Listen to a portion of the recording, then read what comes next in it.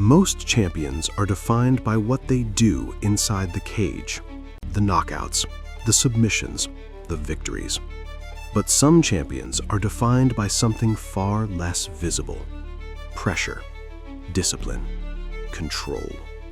Because before Islam Makhachev became one of the most dominant forces in modern MMA, he was just another fighter from a small mountain region, unknown, unproven, overlooked. And yet today, he represents one of the most complete, most calculated, most suffocating styles the sport has ever seen. This isn't just a story about winning. This is a story about control. In the rugged mountains of Dagestan, fighting isn't just a sport, it's a system, a discipline, a way of life. Here, strength is built early, endurance is built daily, and weakness is not tolerated.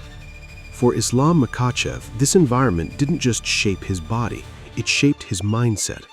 Training wasn't optional, rest wasn't comfort, and comfort didn't exist. From a young age, he was surrounded by fighters, and among them was Khabib Nurmagomedov, not just a teammate, not just a friend, but a blueprint, a standard, a constant reminder of what perfection looks like.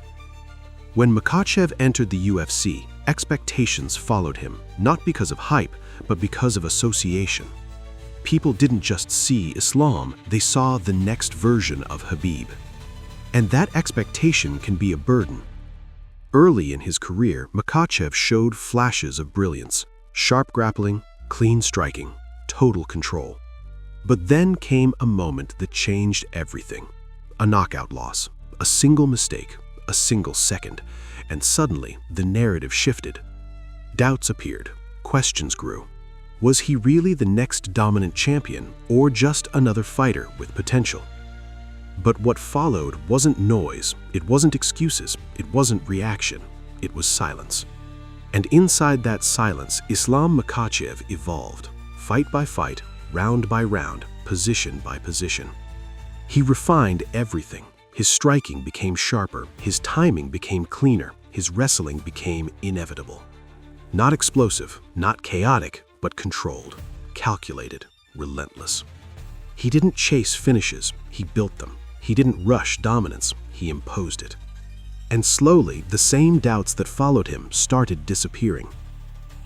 What makes Makhachev different isn't just his skill, it's his understanding of control.